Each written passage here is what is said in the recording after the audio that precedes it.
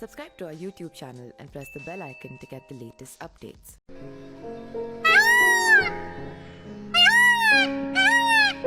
हम सभी जानते हैं कि मोर भारत का राष्ट्रीय पक्षी है। भारत के अलावा म्यांमार का भी राष्ट्रीय पक्षी मोर है।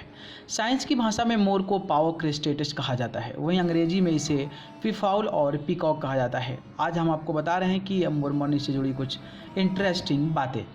खूबसूरत रंग बिरंगे पक्षी मोर को राष्ट्रीय पक्षी इसलिए बनाया गया क्योंकि पहले यह भारत में ही पाया जाता था। राष्ट्रीय पक्षी के लिए सारस, हंस, ब्राह्मणी, काइट के नामों पर भी विचार किया गया था, लेकिन मोर को ही चुना गया। इसके पीछे कई वजहें मानी जाती है। नेशनल बर्ड सिलेक्शंस के लिए 1907 में तमिलनाडु राज्य के उधागमंडलम अब उटाकामुंड में एक मीटिंग हुई थी। मीटिंग की गाइडलाइंस के अनुसार देश के हर हिस्से में पाए जाने वाले पक्षी को नेशनल बर्ड के लिए चुनना जरूरी था। इसके अलावा आम आदमी उस पक्षी को जानता भी और भारतीय संस्कृति का हिस्सा भी हो। इन सब बातों पर मोर ही खरा उतरा। कुछ दिन के बाद 26 जनवरी 1963 को मोर को राष्ट्रीय पक्षी घोषित कर दिया गया। सहवास को लेकर लोगों की अलग अलग मतें हैं। मोर मोरनी के सहवास का समय जनवरी से अक्टूबर के बीच होता है। मोर भी अन्य पक्षियों की तरह सहवास करता है। मोरनी एक बार में 3 से 5 अंडे देती है। ये अंडे सफ़ेद व पीले होते हैं।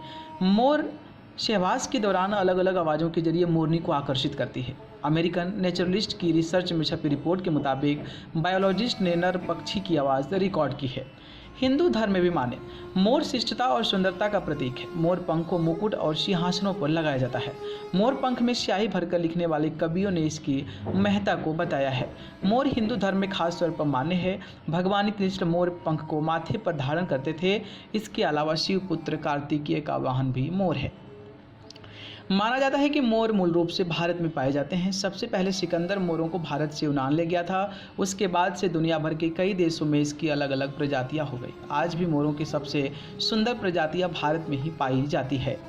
मोर खुले मैदानों में और घाटियों में रहना पसंद करता है। मोर बहुत ही कम उड़ते हैं। रात होने पर वे पेड़ों पर चढ़ जाते हैं और अलसुबह की समय उतरकर खुले मैदानों में आ जाते हैं। मोर अपना घोंसला घनी झाड़ियों के बीच बनाते हैं जो ज़मीन पर होती है और पत्तियों से ढकी होती है।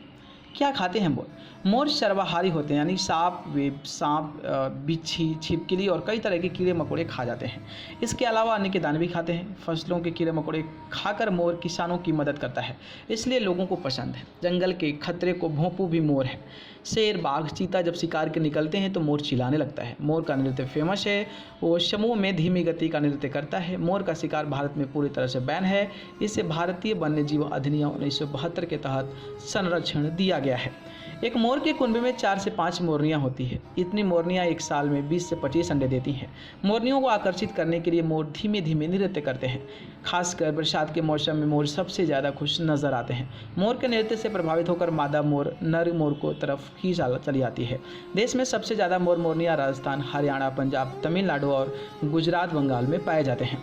सम्राट अशोक के ज़माने में भी मोर का महत्व हासिल था। चंद्रगुप्त मौर्य के राज्य में प्रचलित सिक्कों की मुद्रा पर एक तरफ मोर का चित्र छिपा हुआ था। मुगल बादशाह शाहजहां मोरिकनुमा तख्त पर बैठता था। हीरे मोतियों से जड़े इस सिंहासन को तख्त ए ताउस कहा गया है। बता दें कि अरबी भाषा में मोर को ताउस कहते हैं। अगर ये वीडियो पसंद आया तो इस वीडियो को लाइक, कमेंट, शेयर करें। चैनल को पसंद करते हैं तो चैनल को सब्सक्राइब कर बेल आइकन का बटन जरूर दबाएं। धन्यवाद। Subscribe to our YouTube channel and press the bell icon to get the latest updates.